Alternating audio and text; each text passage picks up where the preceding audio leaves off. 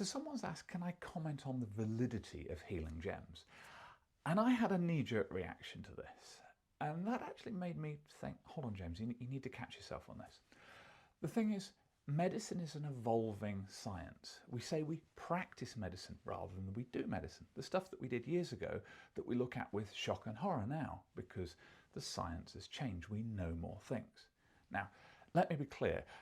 Healing gems as a concept is like, dude, it's a rock. It's not going to do anything. However, placebo is 20% of anything. We've got some really interesting studies that medications that taste bitter seem to have more of an effect for patients, largely because we've sort of programmed ourselves to say that medication should be slightly unpleasant. And to that end, if you have a favourite coffee cup or a teddy, a comfort blanket, or maybe a rock from a grandparent that you keep in your pocket with you all the while, these things can be described as literal touchstones.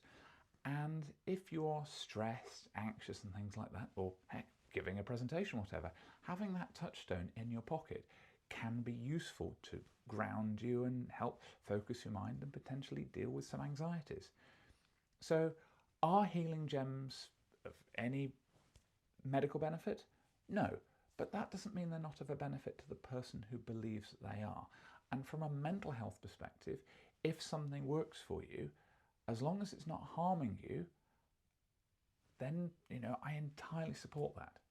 Let me reframe that. I get very angry when I feel a patient is being bilked, when someone is selling them pseudoscience that's going to, revolutionize their life or something like that. It really infuriates me because I spend so much of my life trying to look after my patients. And to some degree, that also means looking out for them from unscrupulous practitioners. If somebody is selling you a healing gem that is going to cure your asthma or your constipation, etc., that's wrong. However, if somebody is saying, this is a nice shiny rock and it looks nice and shiny, and doesn't it feel nice in your hand? It does, yes. And maybe, rubbing it with your thumb and holding it in your hand because it's nice and smooth feels nice and relaxing to you, in which case it's perfectly valid.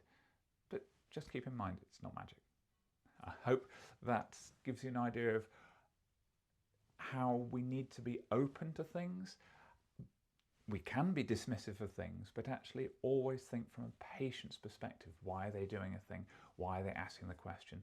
And what could be the benefit to them? But also, what could be the harm? Take care. I'll see you in the next one. Cheerio.